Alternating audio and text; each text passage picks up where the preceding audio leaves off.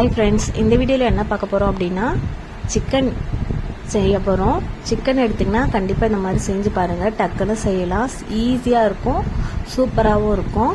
வாங்க, அதுக்கு முதல்ல என்ன பண்ணணும்னா, ஒரு மிக்சி ஜாரில் ஒரு பெரிய துண்டு இஞ்சி, ஒரு முழு பூண்டு தோல் உரிக்காமல் கூட போட்டுக்கலாம், ஒரு வெங்காயம், ஒரு தக்காளி, ஒரே ஒரு ஸ்பூன் சோம்பு எல்லாத்தையும் போட்டு பாருங்கள் மிக்சியில் நல்லா அரைச்சி வச்சுட்டேன்.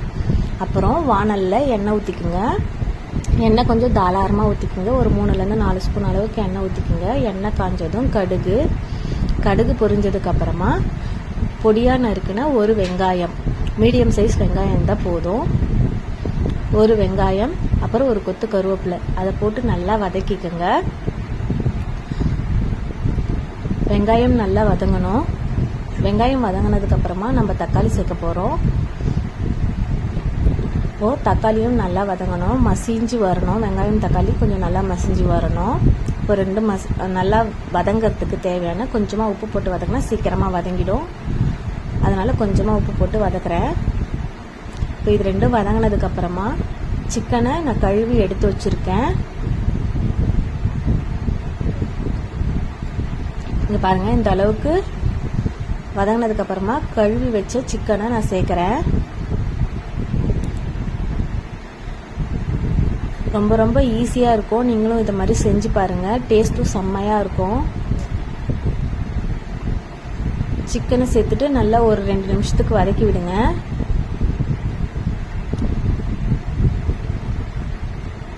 வதக்கி விட்டதுக்கப்புறமா இப்போது நம்ம அரைச்சி வச்சுருக்கோம் இல்லையா, அந்த மசாலாவை சேர்க்க போகிறோம். வெறும் இஞ்சி பூண்டு பேஸ்ட் மட்டும் கூட போட்டுக்கலாம். 1 ஸ்பூன் 1.5 ஸ்பூன் அளவுக்கு நம்ம போட்டு கூட செய்யலாம். நான் ஏன் வெங்காயம் தக்காளி போடுறேன்னா, நம்ம ஒரு தொக்கு பதத்துக்கு செய்யும்போது அது நல்லா கொஞ்சம் எப்படி சொல்கிறது, திக்கான கன்சிஸ்டன்சி கொடுக்கும், டேஸ்ட்டும் நல்லாயிருக்கும். அப்படின்றதுக்காக தான் நம்ம வெங்காயம் தக்காளி சேர்த்து அரைக்கிறோம். இப்போது இந்த குழம்புக்கு தேவையான மசாலா சேர்த்துடலாம். நான் ஒரு 2.5 ஸ்பூன் அளவுக்கு குழம்பு மிளகாய் தூள் சேர்த்துருக்கிறேன், 1/2 ஸ்பூன் அளவுக்கு கரம் மசாலா, ஒரு 1/4 ஸ்பூன் அளவுக்கு மஞ்சள் தூள் சேர்க்குறேன். அதுக்கப்புறம் இந்த குழம்புக்கு தேவையான அளவு உப்பு, இதெல்லாம் சேர்த்துட்டு நல்லா கலந்து விட்டுக்கோங்க. சிக்கனோட சேர்த்து நல்லா கலந்து விடணும். ஒரு 2 நிமிஷம் அளவுக்கு நல்லா கலந்து விட்டுக்கோங்க. இப்போது இந்த டிஷ்ஷுக்கு தேவையான அளவுக்கு தண்ணி சேர்க்குறோம்.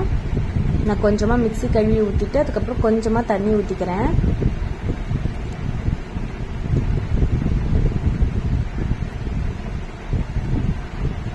இங்கே பாருங்கள், தண்ணி ஊற்றியாச்சு. இப்போது தண்ணியோடு சேர்ந்து நல்லா கலந்து விட்டுட்டு இப்போ உங்களுக்கு தேவையான உப்பு காரம் கரெக்டாக இருக்கான்னு செக் பண்ணிக்கோங்க.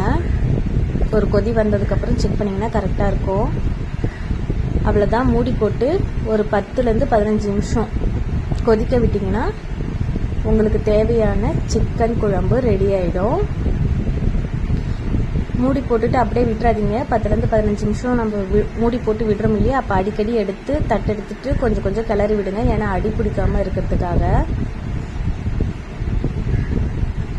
இந்த மாதிரி அடிக்கடி கிளறி விட்டுட்டு சிக்கன் வெந்துருச்சான்னு செக் பண்ணிவிட்டு ஒரு 10லேருந்து 15 நிமிஷம் கண்டிப்பாக சிக்கன் வெந்துடும். நீங்களும் இதை மாதிரி செஞ்சு பாருங்கள், சூப்பரான கிரேவி ரெடி.